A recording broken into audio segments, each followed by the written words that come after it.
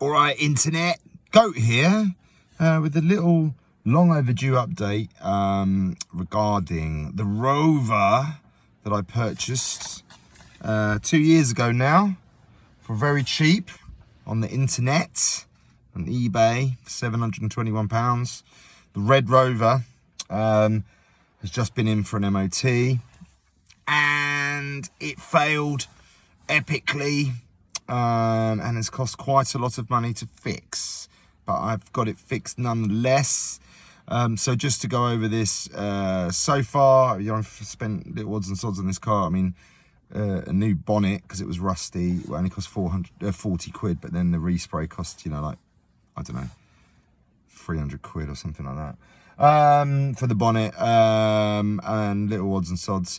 But major things that have happened, I've had a fuel pump go and an alternator, so that got replaced last year at a cost of about £1,200 or something like that. This MOT, before the MOT, I thought I'd be a smarty pants man and do as much of the work as possible myself that I could do, that I knew that it would fail on. So advisories for a while had been the headlights, which were cloudy, which is a problem on these cars, especially the Mark 1s, can cloud up the lenses.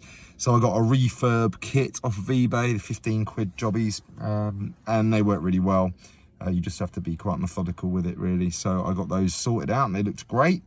And then I had to, I'd had a seal repair. That's another thing I've done. It was just like 150 quid or so, 170 quid. We had a bit of a panel welded in to the sill on one side, driver's rear, basically. And that I'd done a sort of year and a half ago, and they just stone chip painted it for me black. And over that time, that started to corrode as well, but it was only surface rust. So I wire brushed off the rust and re-coated it with 3 coats of stone chip paint, so that looks tidy. I did that, and then I had I replaced the IPK screen, which is the instrument panel there, sorry, I should say, if I'm pointing in the right place. You won't be able to see much now because it's dark, but that's the kind of car computer, and that all now tells me exactly what's wrong. And since having it done, then it was telling me I've got bulb failures all over the place. One of them was a rear number plate. That was just because the little metal clampy things that hold the bulb were a little bit not very tight, so I squished them down so they clamp on much better. That sorted that out. The rear told me the tail lights were out. I tried to figure out what was going on there. I bought some upgraded LED filament tail lights for that. They didn't work, from Hal Frauds. A quick perusal and questions on the Facebook group for the Rover 75s, the help group, which is really good, and also forum perusal yielded the answer, and it was the fact that the Rover 75 ECU is too sensitive for most LED lights, and it thinks they're blown, it doesn't like them. I didn't think about that because, as it happened, some of the bulbs already in the back clusters were already LEDs, and I was assumed, well, I don't know, but they'd obviously been replaced by the previous owner to me, upgraded to LED.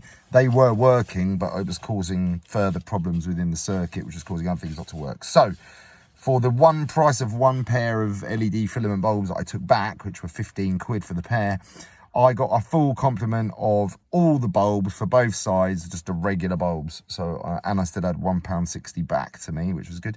So I replaced all those, and it was happy days. All the bulbs, all the lights, all working. And it still failed on all this other stuff. So I'll just go through quickly what it failed on.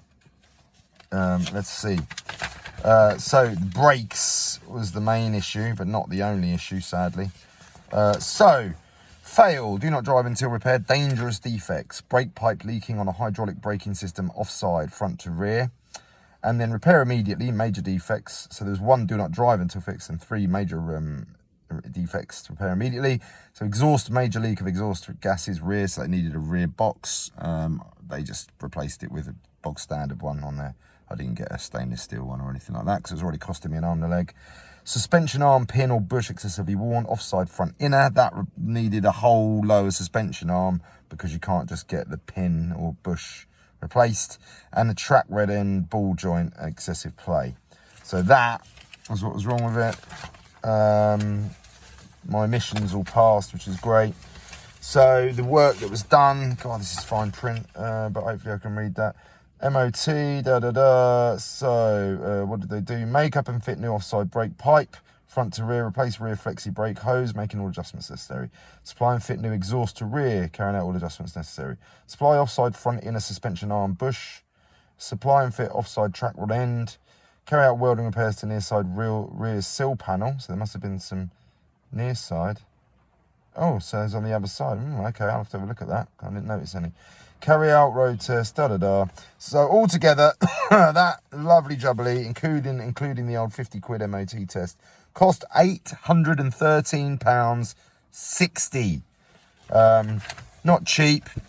Bit of a death to the wallet situation just before Christmas because it's November, end of November.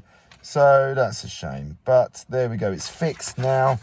And, you know, I don't want any other car, to be honest with you. So you might as well keep these on the road if you can.